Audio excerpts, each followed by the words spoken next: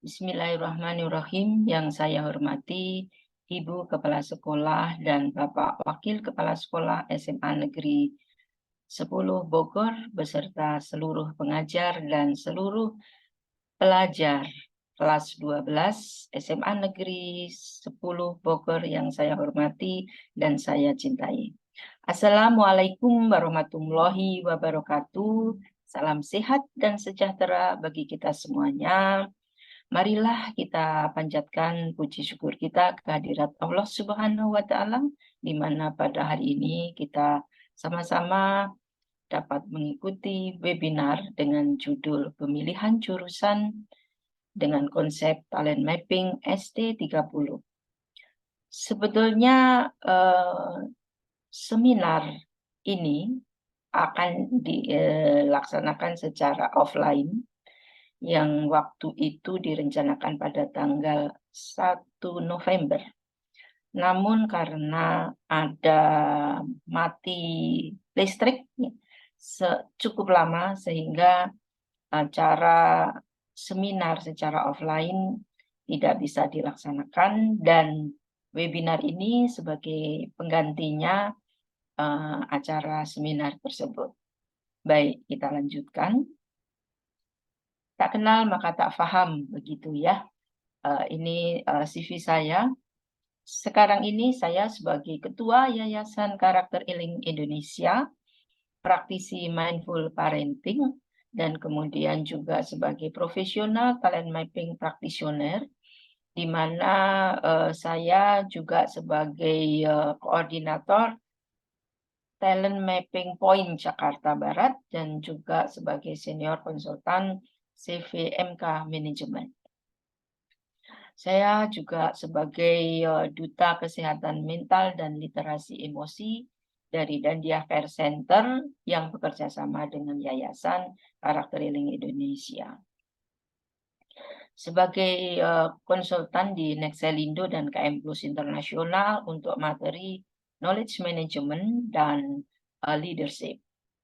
Kemudian Master Practitioner Neurolinguistic Programming, praktisi etos kerja dan revolusi mental, dan penulis beberapa buku, Improving Our Safety Culture, Mindful Parenting Islami, kemudian buku antologi yang berjudul Angel Management for Life, Trip to Forgive, dan Talent Mapping for Couple. Nah, materi ini sebetulnya merupakan lanjutan ya. Pada tanggal 21 Oktober itu telah dilakukan webinar ya tentang minat, profesi, dan jurusan yang ada di perguruan tinggi, yang waktu itu disampaikan oleh Pak Wayan Wicaksana. Beliau juga sebagai komite dari sekolah SMA Negeri 10 juga. Ya, beliau telah menjelaskan panjang lebar ya pilihan jurusan yang ada apa saja, profesi yang ada apa saja, cukup detail sampai sekitar 2 jam begitu ya. Dan kali ini saya ingin menyambung begitu bagaimana pemilihan jurusan dan kaitannya dengan talent mapping. Ya, jadi kenapa talent mapping itu perlu dilakukan, perlu adanya pengantar begitu ya. Baik, tentu saja adik-adik sebagai pelajar gitu tahun depan gitu ya akan masuk perguruan tinggi. Pasti ada pertanyaan gitu ya di benak kalian semuanya, kuliah di mana ya? Aku mesti pilih jurusan apa ya gitu ya. Kemarin sudah memilih gitu ya. Minatnya apa, kemudian jurusannya juga apa gitu ya. Sudah memilih minat itu di Google form ya yang kami kirimkan. Nah, kemudian supaya adik-adik lebih paham nanti kaitannya dengan kuliah, kaitannya dengan profesi, kaitannya dengan pekerjaan ya, maka kali ini kita bahas dulu ya pengantarnya secara ringkas begitu. Nah, memilih jurusan itu sebetulnya kalian itu ke depan mempersiapkan ya hidup yang lebih baik untuk memilih profesi atau pekerjaan yang pas. pekerjaan atau profesi yang diinginkan. Begitu ya. Nah, untuk memilih profesi ini profesi itu apa gitu ya. Sebetulnya profesi itu adalah peran dan bidang yang akan ditekuni, yang akan menjadi pekerjaan kalian semuanya lebih dari 30 tahun. Ya. Bahkan bisa lebih gitu ya. Jadi kalau kalian profesional sesudah pensiun pun itu kegiatan itu profesi itu masih bisa berlanjut. Nah, memiliki pekerjaan itu artinya bahwa kalian itu pekerjaan itu adalah tugas dan tanggung jawab yang besar, ya, yang harus kita laksanakan dengan berkualitas secara terus-menerus. Itu adalah tuntutan dari profesi. Itu adalah tuntutan organisasi. Yang kariernya bagus itu adalah yang kualitasnya bagus dan kontinu itu ya secara terus-menerus sehingga hasilnya akan bagus. Nah, kalau kalian tidak bisa memenuhi ini, maka dapat diberhentikan dari pekerjaan. Ya.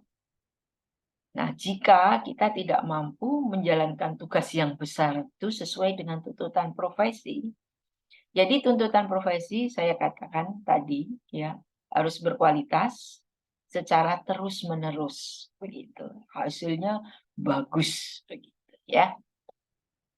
Nah, sekarang tuntutan di tempat kerja. Hasilnya berkualitas tinggi, konsisten, sehingga produktif, memuaskan, memberikan profit gitu ya, yang besar pada organisasi atau perusahaan. Itu adalah tuntutan dari tempat kerja kita. Sementara kebutuhan kita apa gitu ya? Pasti kebutuhan kita itu masing-masing saya ingin dong bekerja karena 30 tahun. Saya ingin bekerja yang menyenangkan dan itu mudah dijalankan. Ya, nah oleh karenanya untuk bisa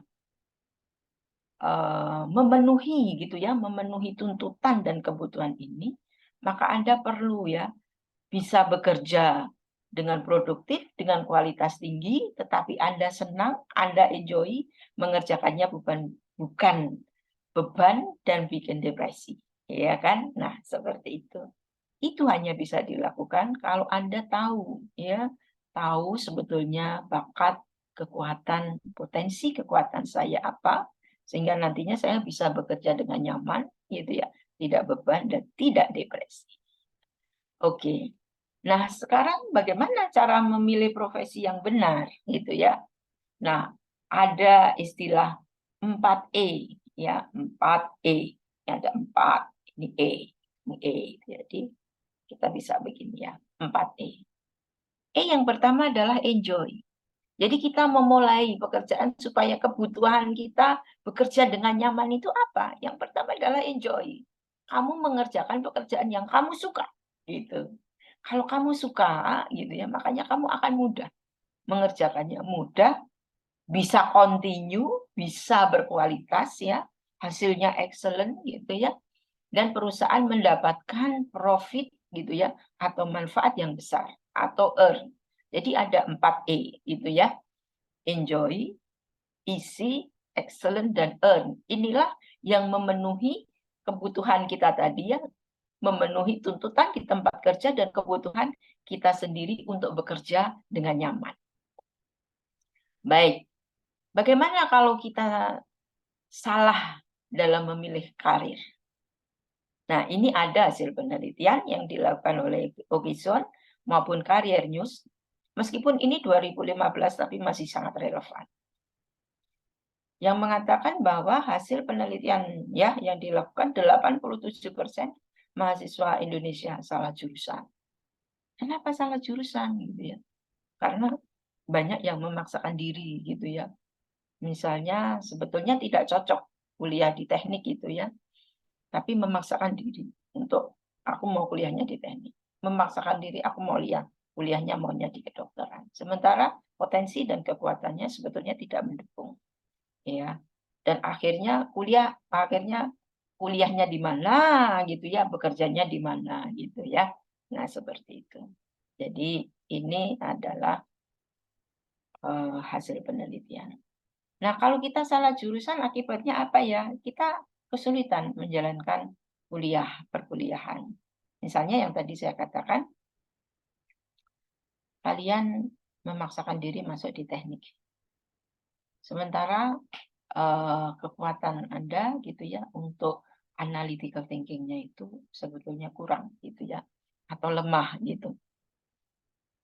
Analytical thinking itu termasuk di dalamnya adalah matematika, fisika gitu ya. Itu juga analytical thinking sekali. Sementara di teknik itu dari tingkat 1 sampai tingkat terakhir itu tidak akan lepas loh dari matematika. Kalau awal dari matematika dasar, kemudian nanti akhir menjadi matematika terapan. Apakah terapan dalam desain, itu peralatan, ataupun sistem. Itu pasti menggunakan matematika dan pasti menggunakan fisika, gitu ya. Jadi kalau kalian di situ lemah, mungkin pilihlah yang sifat-sifatnya, profesinya itu, sifat jurusannya itu yang tidak dominan gitu ya di analytical thinking-nya. Akibatnya apa? Itu beban. Anda akan tertekan, stres, dan lelah secara fisik maupun mental. Prestasi akademiknya rendah gitu, sehingga menurunkan motivasi. Ya, masa kuliahnya bisa lama ya dan tidak menghasilkan apa-apa. Karena sesudah lulus kamu merasa itu beban dan akhirnya kamu memilih pekerjaan yang tidak sesuai dengan jurusannya gitu ya. Dan berisiko besar drop out.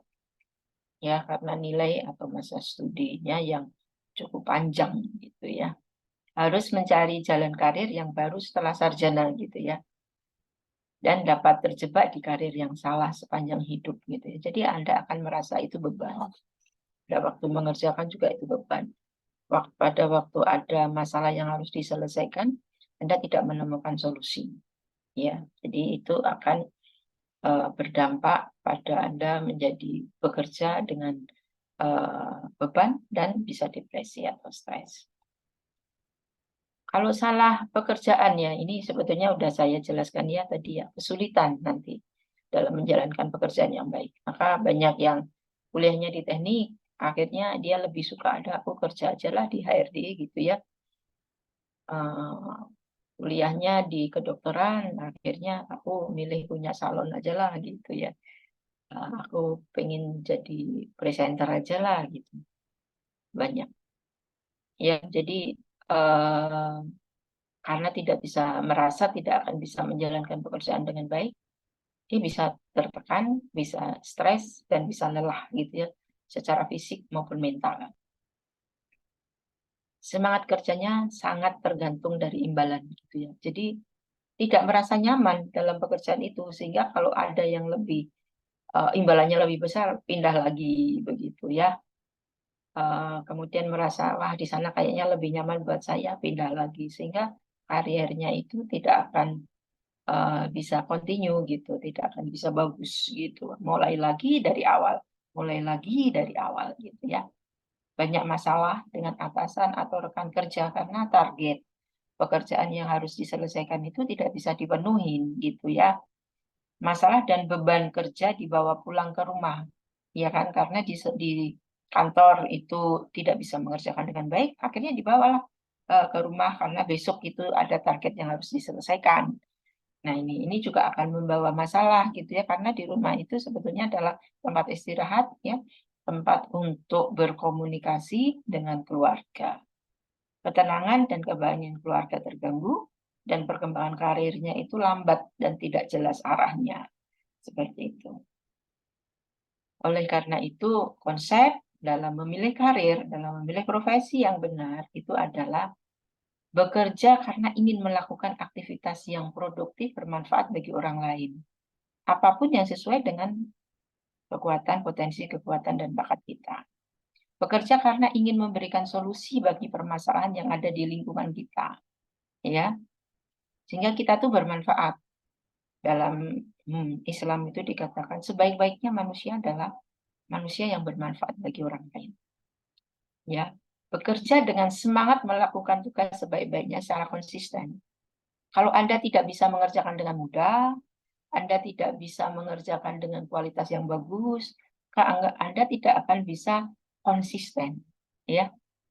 Bangga karena melakukan pekerjaan yang terbaik, terhormat karena selalu memberi manfaat, gitu ya. Sejahtera karena dilimpahi rezeki dan diberkahi oleh Allah, ya. Yang memberikan banyak manfaat itu pasti Tuhan itu akan memberikan limpahan dan rezeki kepada kita dan kita menjalankannya itu dengan sangat nyaman. Nah, oleh karenanya bagaimana cara memilih pekerjaan dan jurusan? Ya pertama kenali bakat dan potensi diri. Karena dengan mengetahui bakat dan potensi kekuatan kita, maka Anda akan dapat yang 4E tadi. Iya kan? Anda mengerjakan sesuatu yang menyenangkan gitu ya, yang enjoy gitu. Sehingga mudah dilaksanakan, hasilnya bagus begitu ya, excellent dan kemudian nanti profit oriented atau bermanfaat yang lebih besar. Nah, kemudian pahami kebutuhan keluarga dan lingkungan gitu ya. Sebetulnya lingkungan saya, keluarga saya itu sebetulnya kalau saya bekerja yang banyak memberikan manfaat mana. Oleh karena diskusi di dalam keluarga itu sangat penting ya. Kenali minat dan panggilan hidup. Perkuat kapasitas dan kemampuan diri. Kalau kamu sudah tahu tuh minatnya di mana, panggilan hidupnya seperti apa, bakatnya di mana, maka tinggal memperkuat kapasitas gitu ya. Kalau Anda bekerja, kalau Anda belajar meningkatkan kapasitas sesuatu yang kalian sukai, maka itu akan mudah, mengerjakannya akan mudah dan hasilnya akan bagus gitu ya. Temukan peluang dan kesempatan yang terbaik gitu ya. Terbaik bagi siapa? Terbaik bagi kita, terbaik bagi karier, dan terbaik bagi keluarga. Nah, kalian tentunya perlu sangat bersyukur gitu ya dengan manajemen, dengan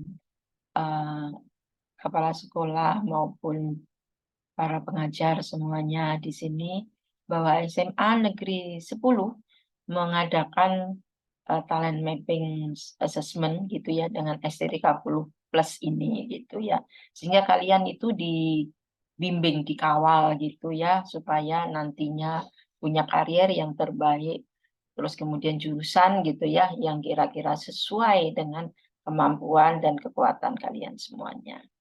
Nah, tujuannya untuk apa? Pertama, nanti semua siswa itu akan memahami potensi dan strength tipologinya masing-masing sehingga memahami profesi yang tepat gitu ya, baik itu berdasarkan ST30 maupun penilaian dari 34 tema bakat. Ya, ini nanti 34 tema bakat itu akan digunakan untuk memperkuat hasil analisis dari ST30. Ya, kemudian mempersiapkan pilihan dan jalan keberhasilan yang terbaik dalam menempuh pendidikan atau karir sesuai dengan potensi kekuatan dari siswa dan bakat siswanya gitu ya. Sehingga akan memberikan bekal kepada siswa untuk memilih jurusan yang tepat sesuai dengan minat dan bakatnya. Nah, ini endingnya itu kenapa ST30 itu dilakukan di SMA Negeri 10 ya.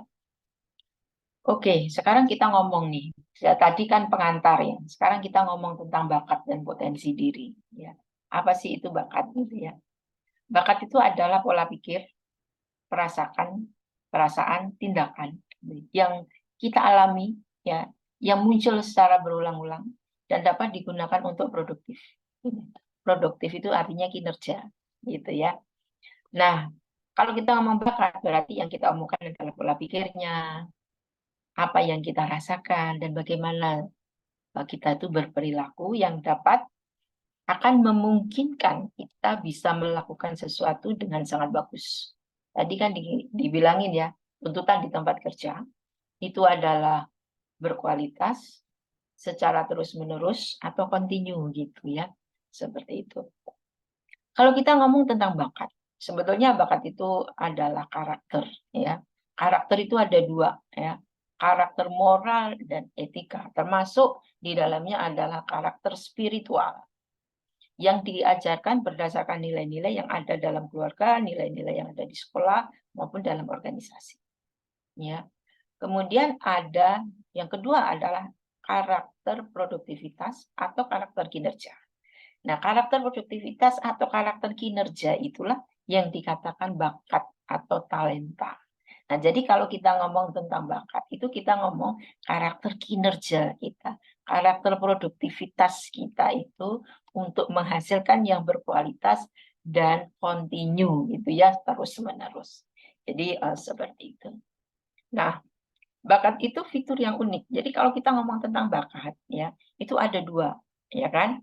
Yang satu adalah bakat secara fisik yang bisa dilihat oleh panca indera kita, ya misalnya olahraga, seni dan lain-lain, ya, yang tetap dapat dimanfaatkan oleh untuk produktivitas. Jadi kalau misalnya menyanyi gitu ya, penyanyi itu kan mendapatkan honor gitu ya, honor penyanyi. Nah, itu kan produktivitas begitu. Melukis lukisannya dihargai. Nah, itu adalah produktivitas ya. Jadi kalau yang namanya bakat fisik itu kalau kalian yang lihat itu ya di Indonesian Got Talent ya itu secara fisik panca indera kita bisa mengetahui dia punya talenta apa.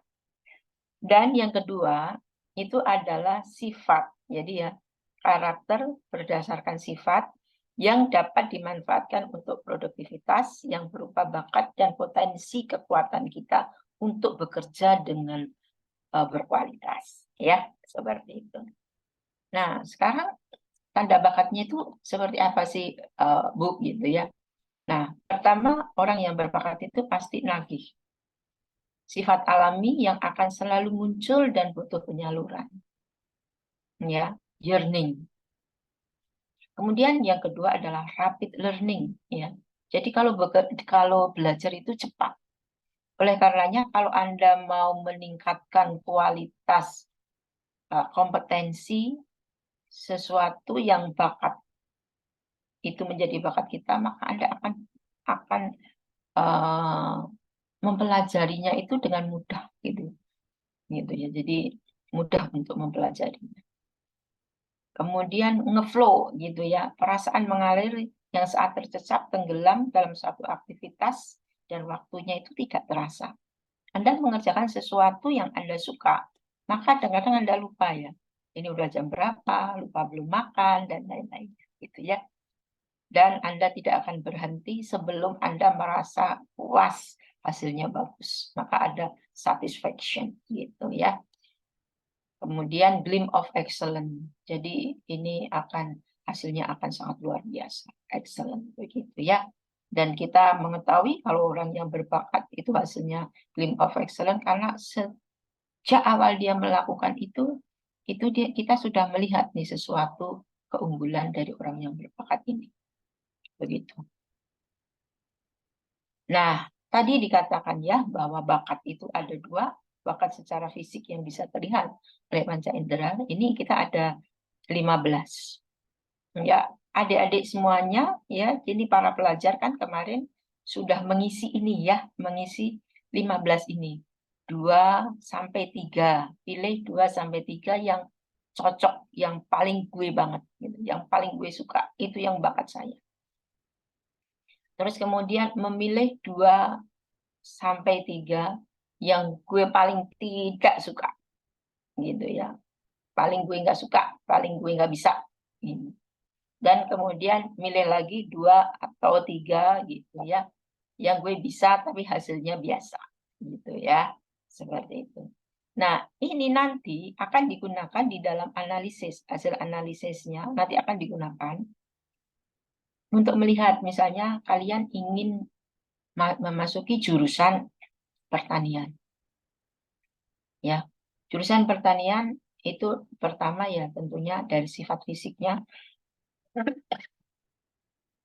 Anda perlu punya bakat atau paling tidak senang gitu ya bercocok tanam gitu ya.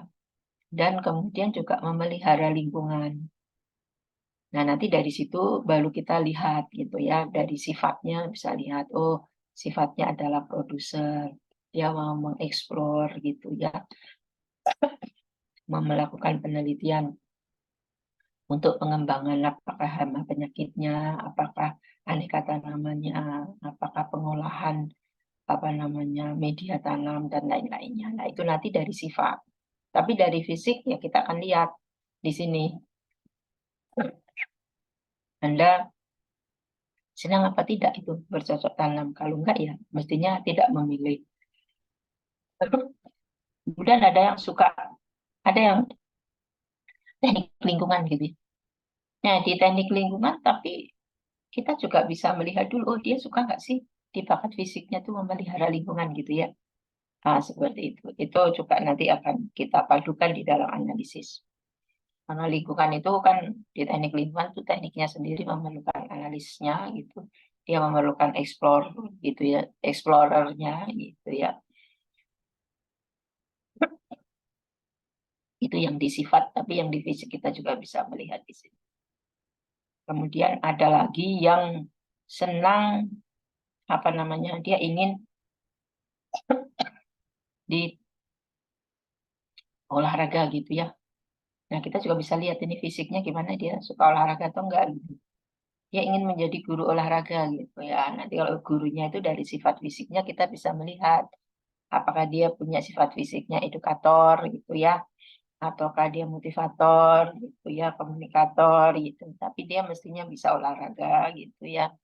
Bakatnya mungkin juga ada bakat competition karena olahraga adalah pertandingan gitu. Nah, itu kita bisa melihat itu. Makanya kemarin kita minta gitu ya, semua pelajar untuk mengisi ini.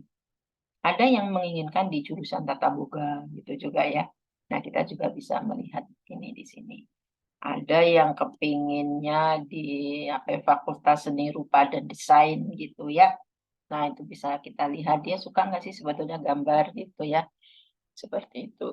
Jadi ada keterkaitan antara potensi, bakat, dan eh, bakat fisik yang perlu dilakukan analisis untuk menentukan apa namanya kesesuaian antara bakat, ya minat gitu, dan jurusan yang diinginkan. Nah, kalau yang terkait dengan sifat, ya sifat itu kita ngomong tadi adalah bakat. Maka ada dua hal di sini. Ya, ada 34 tema bakat yang kalian juga kemarin sudah mengisi ya secara sederhana. Pengakuannya di mana gitu ya, bakat yang cocok di sini. Kemudian juga apa namanya di ST30 itu di sini. Nanti dari S34 tema bakat, ST30 dan juga yang 15 bakat fisik tadi, maka kita akan bisa melakukan analisis profesi ya yang paling cocok gitu ya buat kalian itu apa? Apakah itu dokter, apakah itu IT programmer, event organizer, ya misalnya kayak gitu ya, dan lain-lain. Ya, kemarin kalian mengisi 34 tema bakat ini. Ya, di sini eh, kalian mengisi 7 gitu ya. 7, pilih 7 yang gue banget gitu, yang kekuatan utamanya kalian. Nah, itu nanti kita akan bisa melihat itu warnanya. Kalau kita kasih warna, warnanya merah. Misalnya di sini merahnya ideation sama intellection gitu ya. Di bagian thinking di sini. Nah, ini berarti kalian itu idenya banyak sebetulnya. Itu udah intellection gitu ya. Intellection itu artinya orang yang suka belajar, mendalami sesuatu gitu ya. Jadi ini kalau untuk intellection ini jadi di R&D itu cocok sekali. Di ideation ini juga cocok gitu ya. Karena itu R&D itu kan harus banyak idenya. Misalnya seperti itu. Jadi kemudian yang paling tidak suka itu juga 7 ini yang paling yang warnanya hitam ya. Yang warnanya hitam ini adalah yang paling tidak suka. Yang saya suka gitu ya, yaitu kekuatan pendukung itu di yang warnanya kuning ya, yang warnanya kuning ini. Nah, terus kemudian kalau yang putih ini tuh yang netral, so-so ya, ya bisa ditingkatkan gitu ya. Kalau yang abu-abu ini artinya apa namanya agak lemah. Kalau yang hitam ini adalah kelemahan kalian. Sehingga kalau mau mengambil profesi itu kita harus mempadu-padankan gitu yang peran yang cocok itu untuk yang warnanya merah dan kuning karena itu adalah kekuatan dan kekuatan pendukung. Di dalam 34 tema bakat ya, ini ada 4 klaster. Klaster thinking itu adalah klaster untuk orang-orang yang senang berpikir. Kemudian di sini ada klaster yang orang-orang yang senang bekerja dengan penuh semangat dan tekun gitu ya, itu di striving.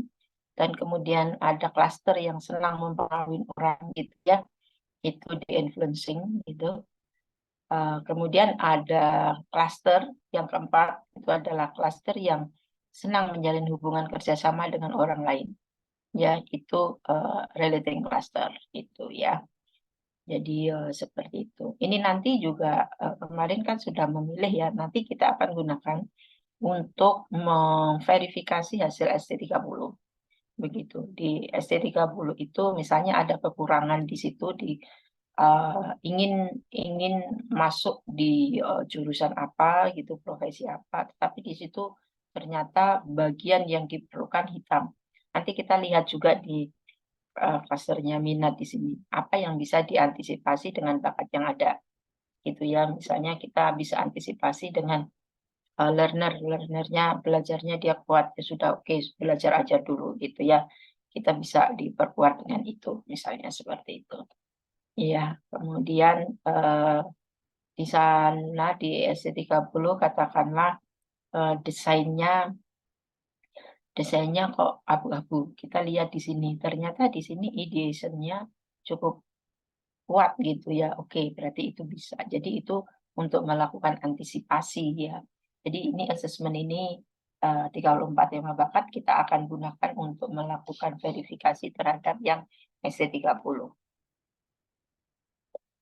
Nah, ini yang ST30 ya. Di ST30 ini kan kemarin semua pelajar sudah melakukan ya, untuk melakukan ini pada tanggal 1 ya.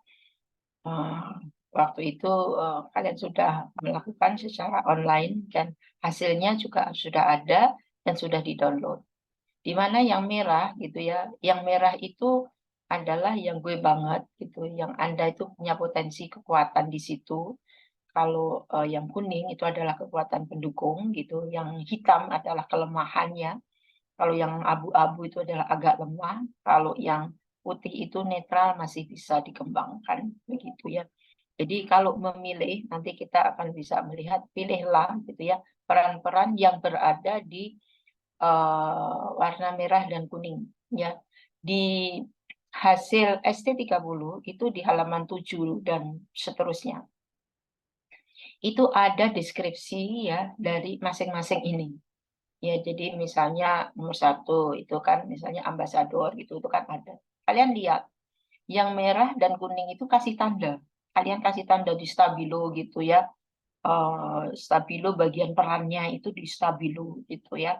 Terus kemudian yang perannya paling banyak gitu ya di antara, jadi nanti dikumpulin yang merah dan kuning itu kalian kumpulin, yang perannya paling banyak yang cocok buat kalian, ya itulah yang sebetulnya peran atau profesi yang pas begitu. Jadi ini sebetulnya kalian bisa juga gitu ya nanti melakukan analisis.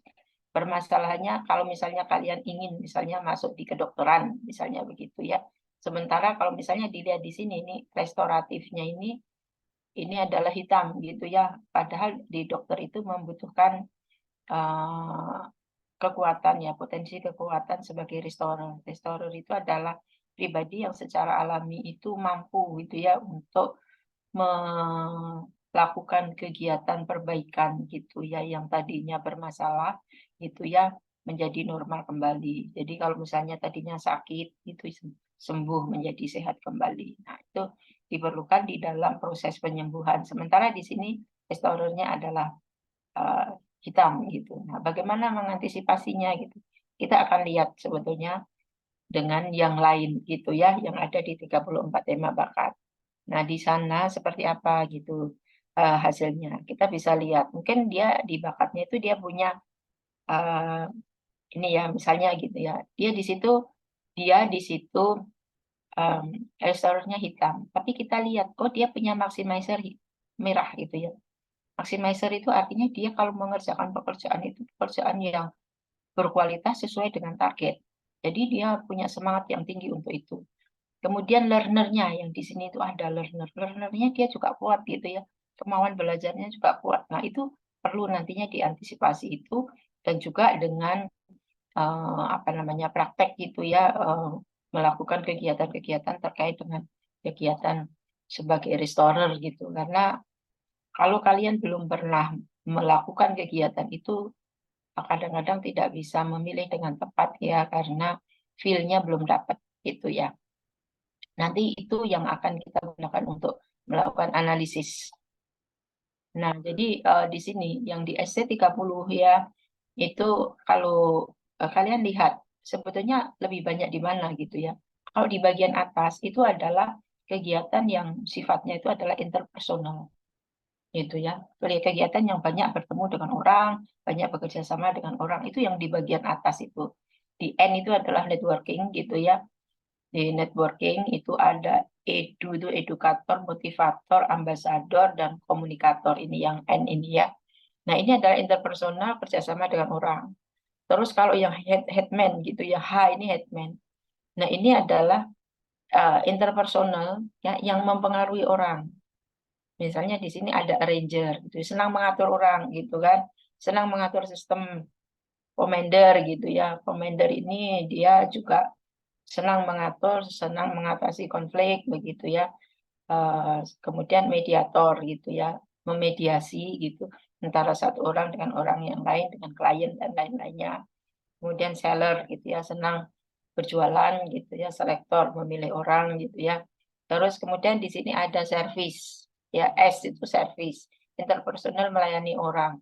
CAR itu adalah caretaker gitu ya, caretaker itu adalah memahami gitu, bisa merasakan perasaan yang dialami orang lain begitu ya. Kemudian server itu adalah membantu, melayani, menolong orang lain dengan ikhlas dan senang. Ya, misalnya seperti itu. Jadi yang di bagian atas ini adalah interpersonal. Kalau yang di bagian di sini GI itu adalah generating idea.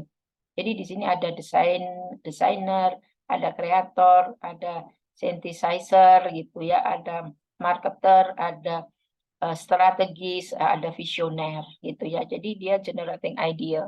Ya, itu individu tetapi dia menggunakan otak kanan gitu ya. Pekerjaan-pekerjaan seni, pekerjaan desain gitu ya, anak-anak arsitek segala macam itu ada di situ. Kemudian kalau teknikal itu yang senang bekerja di luar begitu ya, yang sifatnya individu tetapi teknik sebagai operator, distributor, WCA itu adalah quality controller, SAF, SAF itu adalah safety keeper gitu ya, orang yang sangat apa namanya teliti, waspada, hati-hati gitu ya, sangat memperhatikan keselamatan, terus produser gitu ya, untuk pekerjaan-pekerjaan yang sifatnya adalah produksi gitu ya, itu adalah produser. Kemudian ini elementary, administrasi dan bahasa. Jadi yang sastra-sastra itu akan lebih banyak di sini ya. Interpreter karena di sini INT adalah interpreter, administrator gitu ya, dan di sini adalah jurnalis gitu. Nah ini reasoning. Reasoning itu individual pakai otak kiri bawah, itu adalah restorer, senang memperbaiki, evaluator, dan explorer. Ini ya, ini explorer, evaluator diperlukan oleh peneliti gitu ya. Kemudian di sini ada T, ya T itu thinking, senang berpikir. Ya, jadi ini anal itu adalah analis gitu ya. Tri adalah treasury. Nah, ini dua-duanya bekerja dengan angka dan data gitu ya. Nah, itu kalau kalian menginginkan gitu ya, minatnya di ilmu apa, nah begitu ngomong ilmu gitu ya, itu pasti analytical thinking-nya harus jalan gitu ya.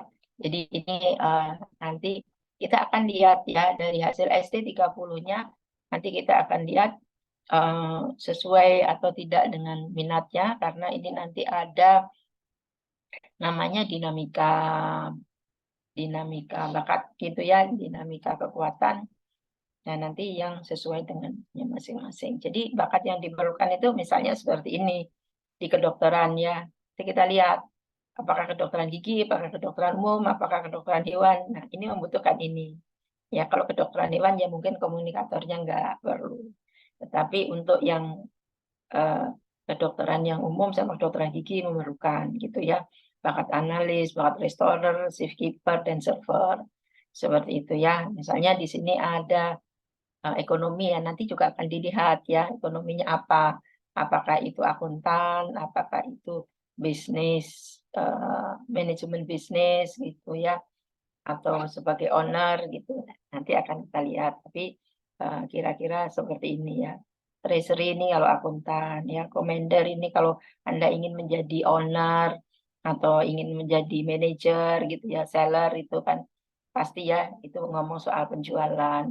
Terus kemudian marketing gitu ya, kemudian evaluator dan administrator. Kalau teknik nanti juga akan dilihat gitu ya, tekniknya apa, apakah teknik mesin, apakah teknik arsitek gitu ya, yang tentunya apakah teknik kimia, teknik pangan ya, teknik kelautan gitu, teknik lingkungan. Nah itu nanti kita akan lihat apa gitu ya. Tapi analisis itu pasti. Kalau yang desain itu semua teknik karena di endingnya pasti ada desain. Strategik ya, strategik itu untuk yang ada project gitu ya. Misalnya sipil, kemudian apa namanya arsitek seperti itu ya. Kemudian restorer itu di teknik mesin diperlukan gitu ya. Explorer itu di teknik kelautan, teknik lingkungan gitu.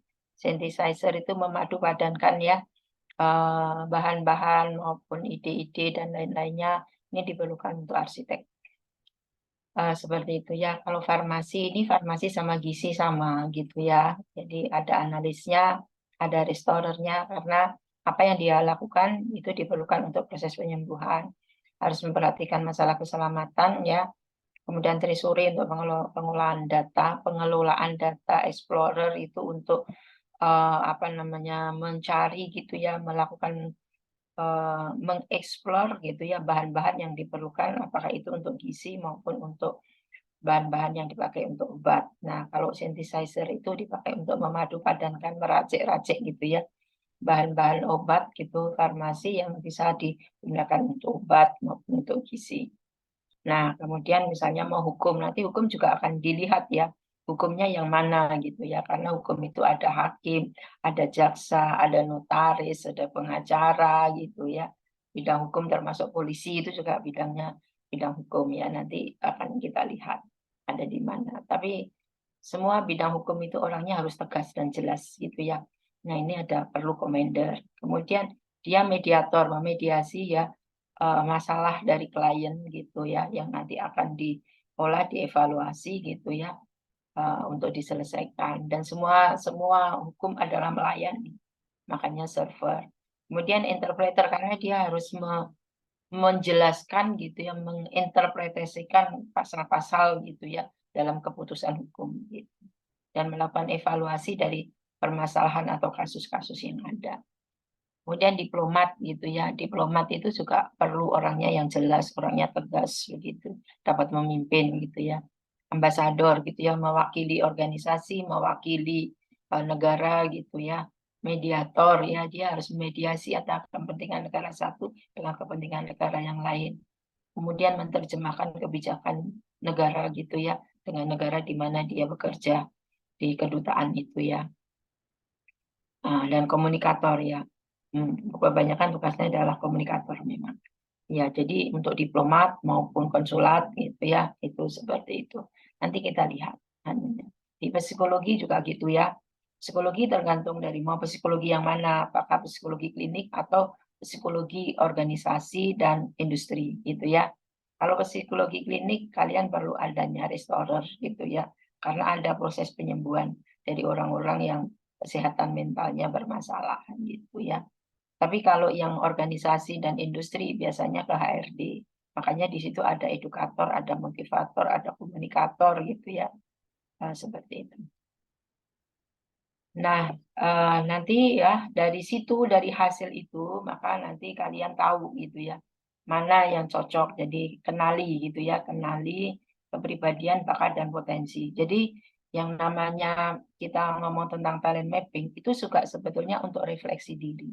untuk menyadari diriku tuh siapa, aku tuh kekuatan aku tuh di mana, profesi yang tepat buat saya itu apa, gitu ya. Jadi seperti mindful me lah ya, sadar diri. Mindfulness itu adalah sadar penuh hadir utuh gitu ya. Di sini saat ini terhadap kekuatan saya apa, bakat saya apa gitu ya. Dan nanti profesi maupun jurusan yang pas buat saya apa gitu ya. Nah, oleh karena itu ini tadi ya, kenali minat, kemudian tentukan profesi yang selaras ya.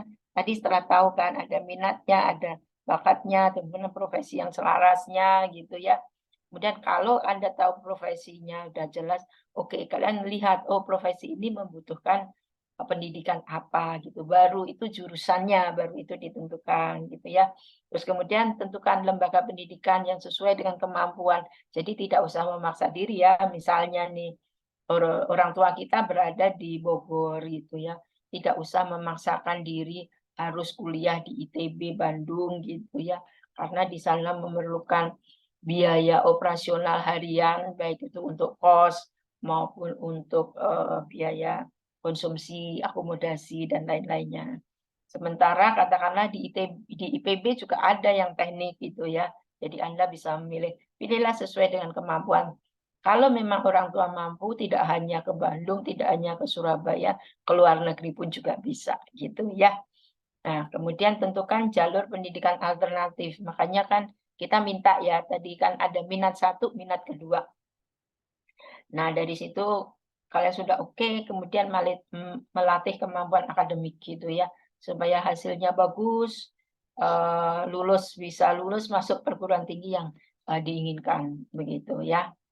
Dan kalau kalian itu sudah tahu gitu ya sasarannya ini, wah aku profesi yang saya inginkan ini, maka kalian akan punya semangatnya, antusias, semangat dan motivasi untuk segera lulus supaya saya bisa segera melaksanakan mengerjakan profesi saya dengan baik, begitu ya.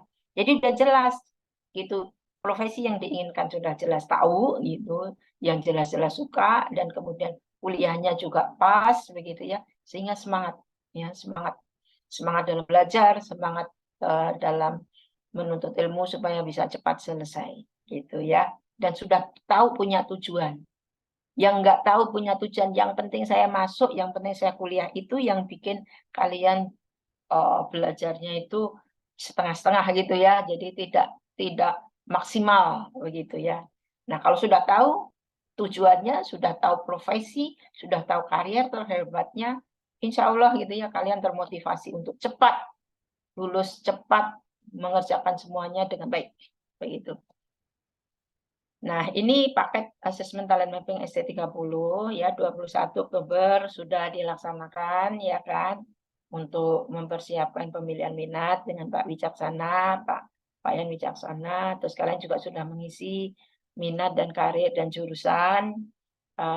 Kemudian tanggal 1 November kemarin kita juga sudah melakukan asesmen, baik itu ST30, 34 tema bakat, dan 15 bakat fisik gitu ya. Dan sudah ada feedback untuk 6 kelompok ya, sudah kita lakukan. Kemudian hasil asesmen dan 34 tema bakat dan pilihan bakat fisik nanti akan kita evaluasi, nanti akan digunakan untuk pemilihan penentuan dan pemilihan jurusan kalian semuanya. Nanti untuk 8 November ya, hari Rabu itu juga dilakukan. Untuk yang tanggal 1 belum melaksanakan feedback ya, jangan lupa gitu ya, bawa ballpoint, bawa apa namanya, kertas untuk menulis begitu ya, dan nanti kita akan diskusi mengenai hasilnya. Kemudian feedback dikelompokkan berdasarkan minat siswa yang sama, sehingga fasilitator nanti akan bisa menjelaskan secara umum untuk minat yang sama, begitu kemudian kita bisa diskusi masing-masing sesuai dengan hasilnya masing-masing begitu ya. Dan nanti akan diakhiri dengan tanggal 9 Desember itu akan ada seminar untuk orang tua, hasil asesmen semuanya. Jadi nanti kami akan membuat laporan gitu ya, yang isinya adalah kekuatan ini, peran kekuatan kalian gitu, yang akan diresume gitu ya, kekuatannya ini, nah kekuatan ini tuh peran yang cocok apa, terus kemudian minatnya ini, untuk minat ini itu didukung oleh bakat yang mana, begitu ya. Oh, ternyata masih ada kelemahannya, bagaimana kelemahan itu perlu diantisipasi dan kemudian atau perlu disiasati seperti apa. Jadi nanti akan kita buatkan ya. Nah, ini adalah fasilitator kita untuk melakukan feedback ya. Kami ada 6 orang gitu ya, untuk melakukan feedback dengan kalian. Dan ini nanti bentuk laporannya. Jadi masing-masing pelajar akan dapat ini ya, seperti yang tadi saya katakan, ada kekuatannya, ada minat 1, minat 2 gitu, ke kekuatannya di mana, terus kelemahannya apa gitu, dan bagaimana mensiasatinya. Dan kita juga memberikan apa namanya saran gitu ya, alternatif yang terbaik sesuai dengan bakat kalian. Nah, jadi ini kemarin kita sudah lakukan ya tes ini, tes yang ST30 kita sudah lakukan yang kemarin. Kemudian ini juga 34 tema bakat dan 15 fisik. Kemarin juga sudah dilakukan. Ya, jadi itu yang bisa saya sampaikan. Sampai ketemu tanggal 8 November kita ada feedback bagi pelajar yang belum mengikuti feedback pada tanggal 1 November. Demikian, apabila ada kekurangannya saya mohon maaf yang sebesar-besarnya. Wassalamualaikum warahmatullahi wabarakatuh.